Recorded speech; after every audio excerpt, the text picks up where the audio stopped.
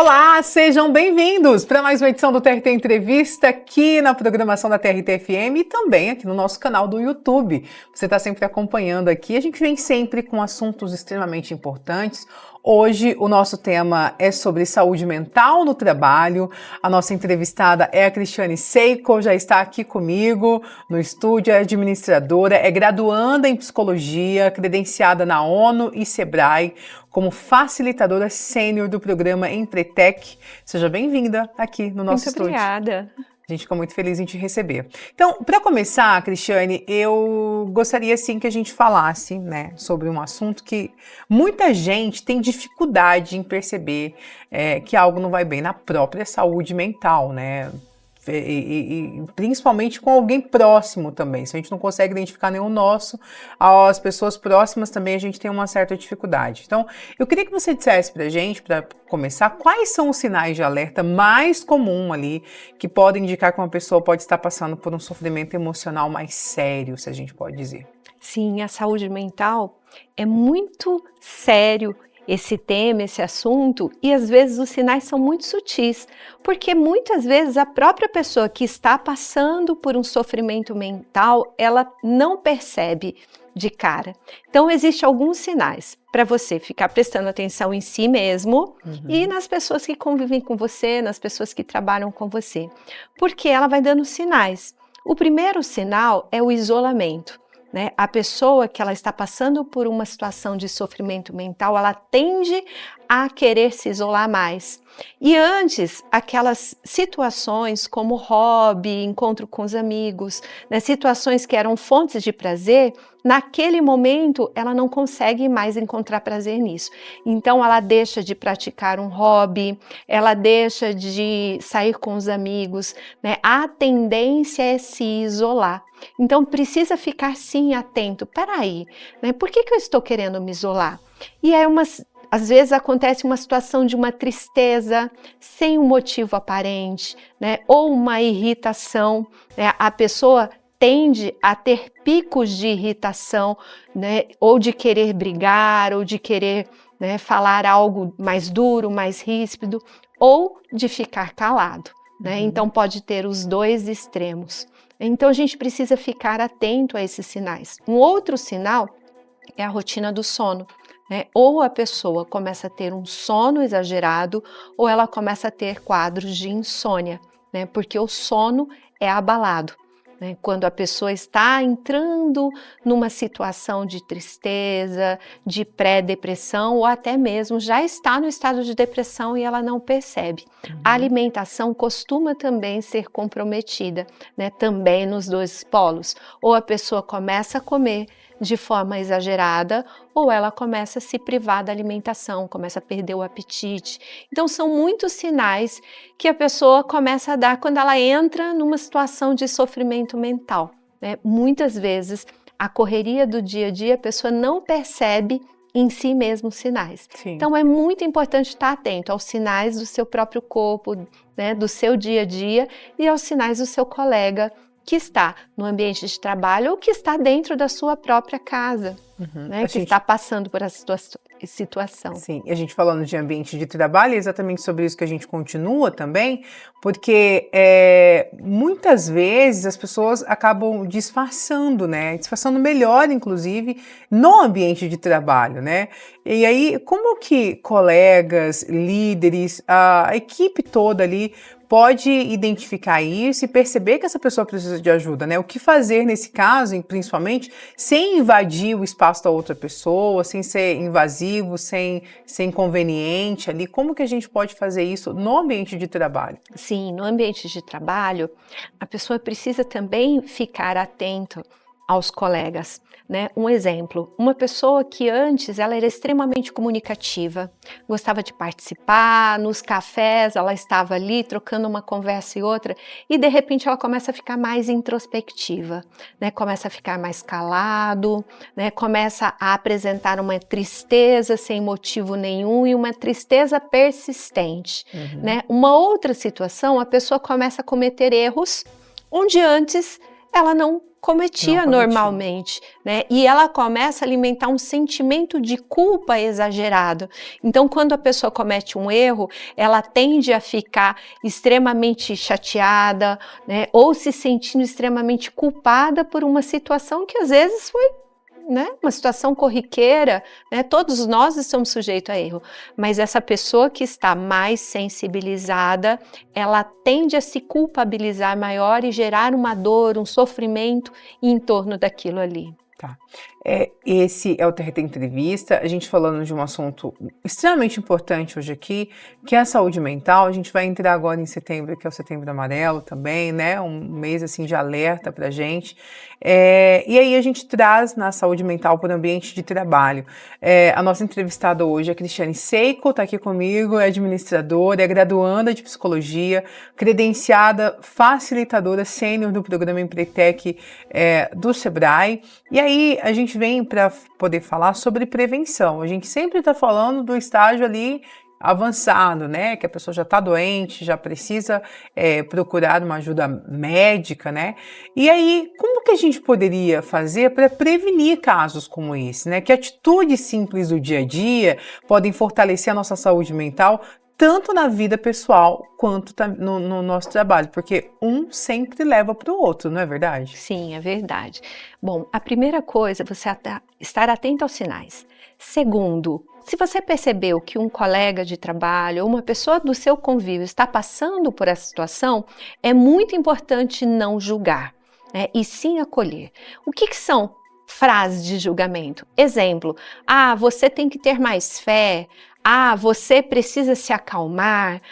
Você precisa fazer alguma coisa para tirar dessa situação.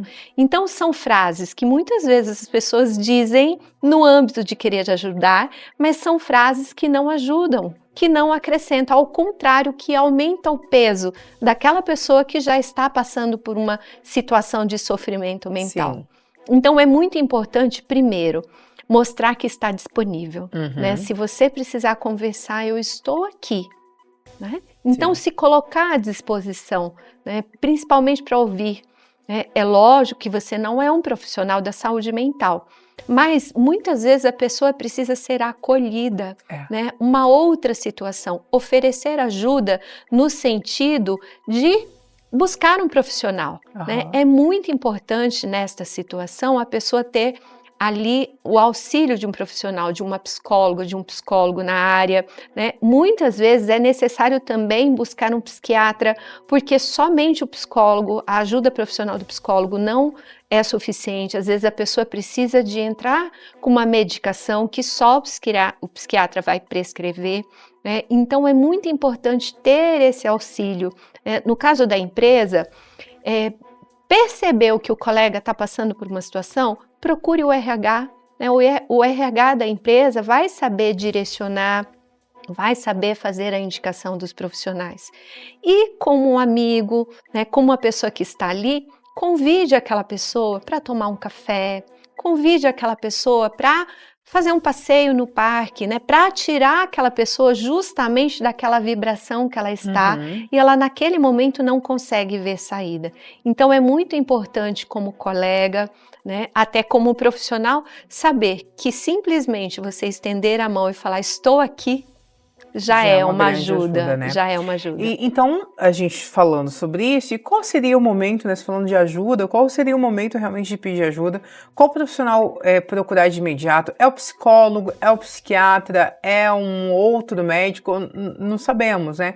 Quem que a gente procura de início? Eu sinto que eu não estou bem, eu preciso de ajuda, e essa ajuda não quero que seja dos amigos, eu queria ir a um profissional. Sim. Então, como que essa pessoa faz? É o psicólogo? Sim, o ideal é que essa ajuda seja uma ajuda profissional, porque muitas vezes os amigos não conseguem, sozinhos, né, tirar a pessoa daquela situação. Então, o primeiro passo, procura um psicólogo. O psicólogo, através da anamnese dele, ele vai saber orientar. E aí ele vai te indicar, inclusive, procure um psiquiatra para, em conjunto, os dois, no processo, encontrar a melhor alternativa de tratamento, né, para que aquela pessoa necessita. Muitas vezes a pessoa procura só o psiquiatra, né, que já entra com uma medicação, né? O ideal é sempre trabalhar em conjunto. Se procurou um psiquiatra, procura também um psicólogo. Ou procurou o psicólogo vai avaliar se naquele caso precisa ou não entrar com uma medicação. Então sempre faça isso em conjunto. Se ficar somente com o psiquiatra e só buscar a medicação ela não vai conseguir sozinha tirar, né, a pessoa daquele estado. Ela pode amenizar os sintomas. Mas para tirar daquele estado, muitas vezes é só uma conversa, que aí você vai conseguir só ter com o psicólogo. Com o psicólogo. E esse medo, né? E tirar também esse medo, esse preconceito, né? De procurar o psicólogo. E a gente vê ainda mais, né? As pessoas têm mais medo de procurar o psiquiatra, né? Criou-se uma narrativa muito, muito ruim, né? Nesses últimos tempos, de procurar o psiquiatra, você não tá bem, assim, não tá bem no sentido, tá ficando louco. E não é isso, né? É procurar realmente uma ajuda profissional para que a gente possa sanar essa saúde, esse trabalho, né, de saúde mental ali, essa doença, né? Porque a gente fica doente, a depressão é uma doença, né? É uma doença. É real isso, né?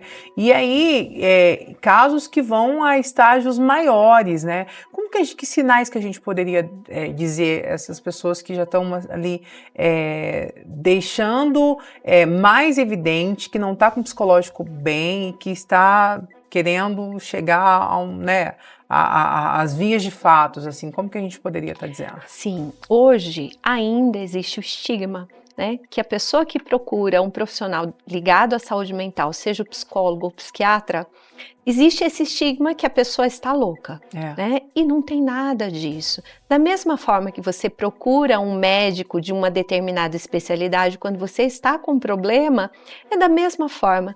Então a saúde mental ela é tão importante, porque a saúde, se você não está bem, né, sobre o quesito saúde mental, nada vai estar bom. Nada. Então compromete todo um corpo. Então, as pessoas precisam entender que sim, os profissionais estão aí para ajudar, é extremamente importante, né? E que não é sinal de fraqueza. Ao contrário, é sinal que a pessoa deseja melhorar, que ela deseja sair daquele quadro e que ela merece sim ser feliz.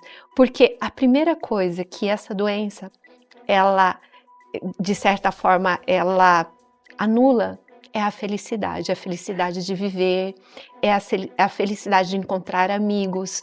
Então as coisas começam a ficar meio cinza.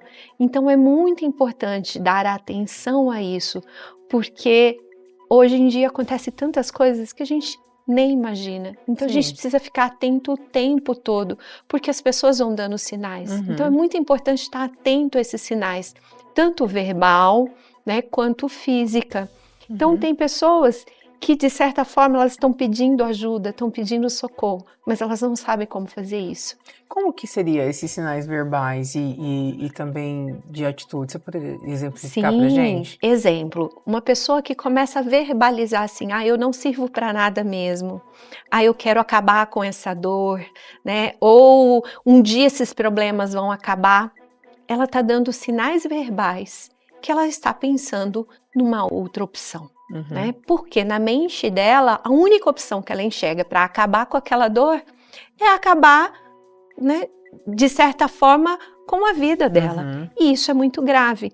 Ou a pessoa começa, de certa forma, dando sinais ali, demonstrando que ela precisa fechar alguns ciclos. Então, se tem uma relação que ela não fala há muito tempo, ela tem a impressão que para ela passar para um outro estágio, ela precisa fechar alguns ciclos.